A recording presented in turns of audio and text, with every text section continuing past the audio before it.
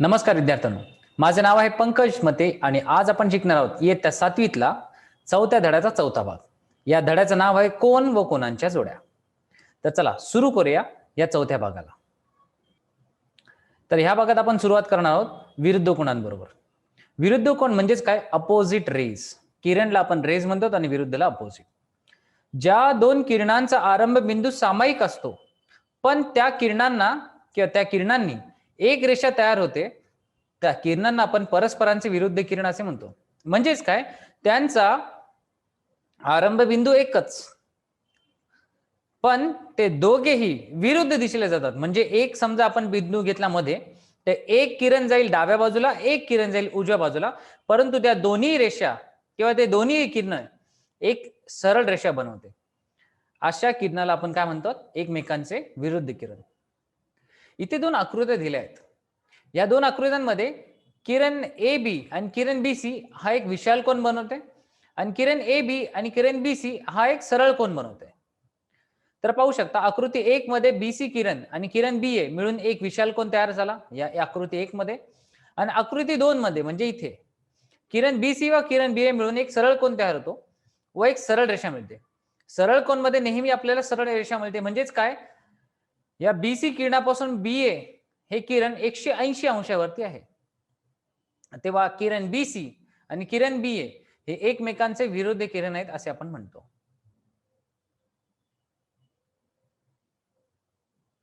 तर चला सराव संच सोडूया.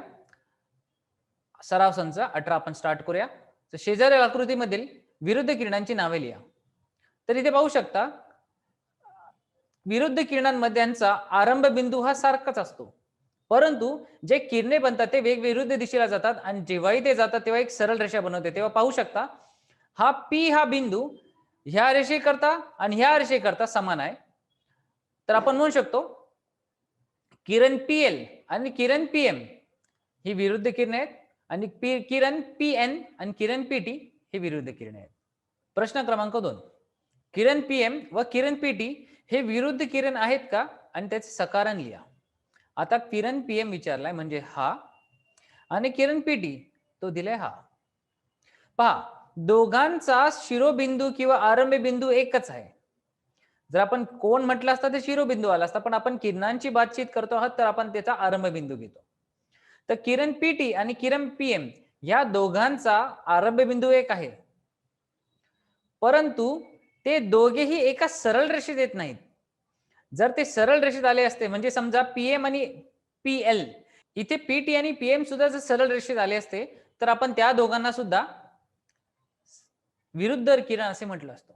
परंतु हे पहा किरण पीएम चा विरुद्ध किरण पीएल आहे, पीटी नाही.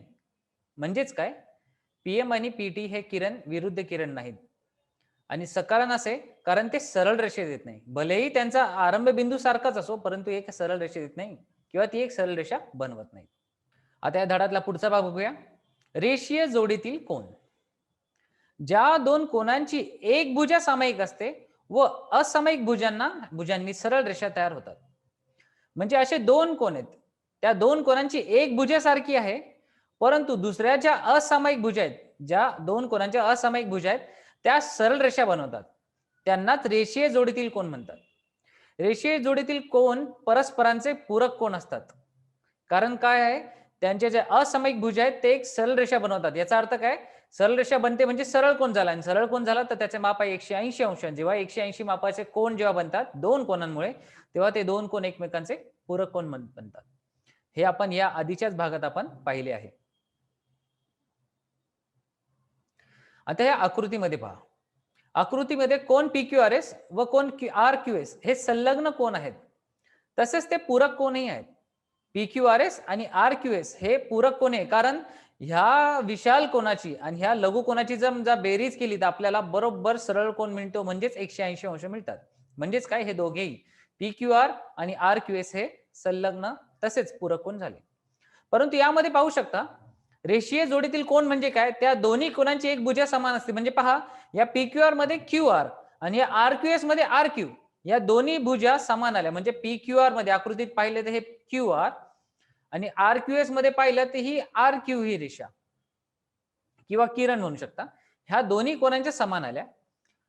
आता रेषीय जोडीतील कोन म्हणण्यासाठी दुसरेही एक नियम आहे, तो म्हणजे काय, ही सामायिक रेषेबरोबर असामायिक रेषा पण येते आणि त्या असामायिक रेषा एक सरळ रेषा बनवतात. म्हणजेच काय, ही पी क्यू आणि ही पी एस, ह्या पी क्यू आर कोणाची रेषा किंवा किरण पी क्यू आणि ह्या आर क्यू एस कोणाची क्यू एस हा किरण, हे दोघेही असामायिक आहेत, परंतु ते दोघेही एक सरळ रेषेमध्ये आहेत आणि ते एक पूरक कोन बनवतात.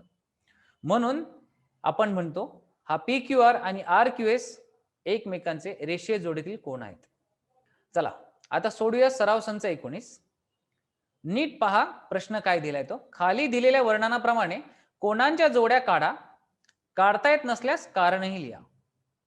तर आपल्याला काही जोड्या दिल्यात. संलग्न नसलेले कोटिकोण, पूरक नसलेले रेषीय जोडीतील कोण, रेषीय जोडीत नसलेला पूरक कोण, रेषीय जोडीत नसलेले संलग्न कोण, जे कोटिकोण नाहीत व संलग्न कोण नाहीत, आणि कोटिकोण नसलेले जे कोटिकोणही नाहीत व संलग्न कोणही नाहीत, आणि शेवटचा आहे कोटिकोण असलेले रेषीय जोडीतील कोण. ते सगळ्यांसाठी आपल्याला कोणांची आकृती काढायची आणि त्यानंतर त्याचं कारण द्यायचंय. तर चला सुरू करूया पहिल्या प्रश्नाला, संलग्न नसलेले कोटिकोण. तर पहिला प्रश्न संलग्न नसलेले कोटिकोण. ते कोण घेतला आपण. कोटिकोण म्हणजे काय, त्या दोघांची बेरीज 90 अंश आली पाहिजे, परंतु संलग्न नसावे. म्हणजेच काय, आपण पाहिला मेजर अँगल एबीसी, म्हणजेच काय, एबीसी हा कोण घेतला आणि पी क्यू आर हा कोण घेतला. ह्या दोन्ही कोणांची बेरीज 63 आणि 27 आहे, म्हणून हा 90 झाले, परंतु हे संलग्न नाहीत. पूरक नसलेले रेषीय जोडीतील कोण, असे कोण काढता येणारच नाहीत, कारण रेषीय जोडीतील कोणांची माप नेहमी 180 असतेच. म्हणून रेषीय जोडीतील कोण हे हमेशा किंवा सारखे पूरक कोणच असतात. तिसरा प्रश्न, रेषीय जोडीत नसलेले पूरक कोण कुठले. म्हणजेच काय, रेषीय जोडीत आहे परंतु पूरक कोण नाहीत. तर आपण ह्या दोन रेषा घेतल्या, एक्स वाय झेड हा एक कोण घेतला, एल एम एन हा एक कोण घेतला. या दोन्ही कोणांची जर बेरीज पाहिली तर हा कोण आहे 135 अंशाचा, हा कोण आहे 45 अंश, दोघांची बेरीज केली तर 180 असतात. म्हणून कोण एक्स वाय झेड व एल एम एन हे रेषीय जोडीत नसले तरीही एकमेकांचे पूरक कोण आहेत. रेषीय जोडी म्हणजे काय, त्या दोघांची एक बाजू समान आली पाहिजे. तर हा एक विशाल कोण घेतलाय आणि हा एक लघु कोण घेतलाय, त्यामध्ये एकमेकांची एकही भुजा सामायिक येणार नाही. दुसरी गोष्ट, एक भुजा सामायिक असली पाहिजे रेषीय जोडीत आणि दुसऱ्या रेषा किंवा दुसरी किरणे असामायिक असले पाहिजेत. तर पहा, हे वाय झेड आणि एम एन ह्या दोघांनी एका रेषेत ठेवले तर हे एकाच दिशेला जातात, तर हे समानच झाल्या. तर एल एम आणि एक्स वाय ह्या दोघांनाही असामायिक आहेत, परंतु ह्या एक रेषा बनवत नाहीत, म्हणून हे रेषीय जोडीतील नसलेले पण पूरक कोण आहेत. रेषीय जोडीत नसलेले संलग्न कोण. रेषीय जोडी म्हणजे काय, एक भुजा समान आणि दुसरे असामायिक भुजा एकमेकांची सरळ कोण बनवतात किंवा सरळ रेषेत असतात. तर आर एस यू आणि युएसटी हे रेषीय जोडीत नसलेले संलग्न कोण आहेत.